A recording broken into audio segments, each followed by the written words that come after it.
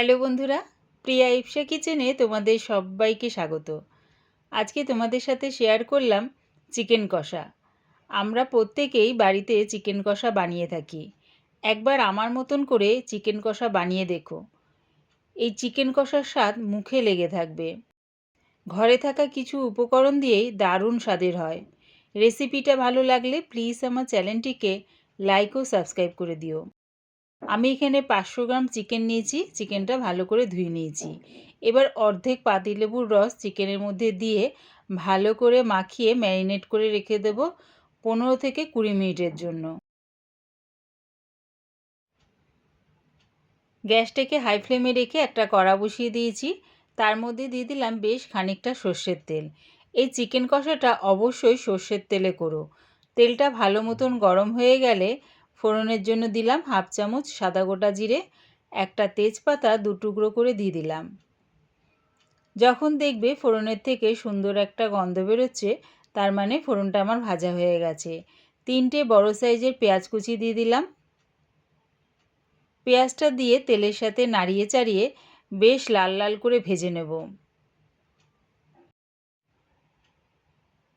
দেখো ঠিক এরকম পেঁয়াজটাকে লাল লাল করে ভেজে নিলাম। এবার এর মধ্যে দিলাম 2 চামচ আদা রসুনের পেস্ট। আদা রসুন পেস্টটা দিয়ে পেঁয়াজের সাথে মিশিয়ে একটু নাড়িয়ে চাড়িয়ে নিলাম। এবারে দিলাম 1 চামচ হলুদ গুঁড়ো আর কালারের জন্য দিলাম 1.5 চামচ কাশ্মীরি লঙ্কার গুঁড়ো। এই সময় যদি কাশ্মীরি লঙ্কার গুঁড়ো আর হলুদ গুঁড়ো দিয়ে একটু কষিয়ে নাও, দেখবে চিকেন কষার কালারটা দারুণ হয়। 1 মিনিট ধরে কষিয়ে নিয়েছি। এবারে দিলাম 2টো মাঝারি সাইজের টমেটো পেস্ট আর দিলাম স্বাদ অনুযায়ী নুন। সব কিছু দিয়ে আরও আমি একটু কষিয়ে নিলাম।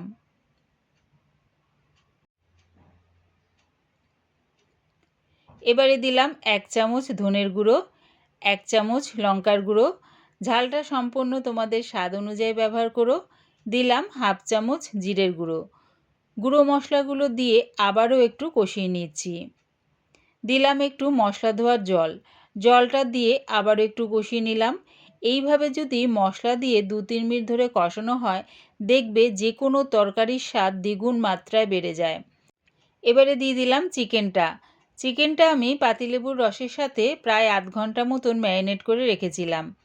চিকেনটা মশলার সাথে ভালো করে মিশিয়ে নিয়ে গ্যাসটাকে একদম লোতে করে চাপা দিয়ে এটা হতে দিলাম। আলাদা করে বাইরে থেকে আর জল দিতে লাগবে না। চিকেনের থেকে যে জলটা বেরোবে সেই জলেই কিন্তু চিকেনটা আমার রেডি হয়ে যাবে। তবে হ্যাঁ, মাঝের মধ্যে একটু চাপাটা খুলে নাড়িয়ে চাড়িয়ে নিও। কিছুক্ষণ পর চাপাটা খুলে একটু নাড়িয়ে নিলাম। এবারে দিয়ে দিলাম 3 চামচ ফ্যাটানো টক দই আর দিলাম 1/2 চামচ চিনি। যেহেতু আমি টমেটো আর টক দই দুটোই ব্যবহার করলাম, তাই টক ভাবটাকে ব্যালেন্স করার জন্যে 1/2 চামচ চিনি দিলাম। সব কিছু ভালো করে চিকেনের সাথে মিশিয়ে চাপা দিয়ে এটা আরেকটু হতে দিলাম। কিছুক্ষণ পর চাপাটা খুলে দেখে নিচ্ছি। দেখো চিকেনটা প্রায় আমার হয়েই এসছে।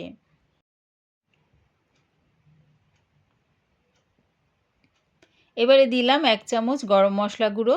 গরম মশলা গুঁড়োটা দিয়ে চিকেনের সাথে ভালো করে মিশিয়ে নিয়ে আরও 1 মিনিটের মতন এটা ফুটতে দিলাম।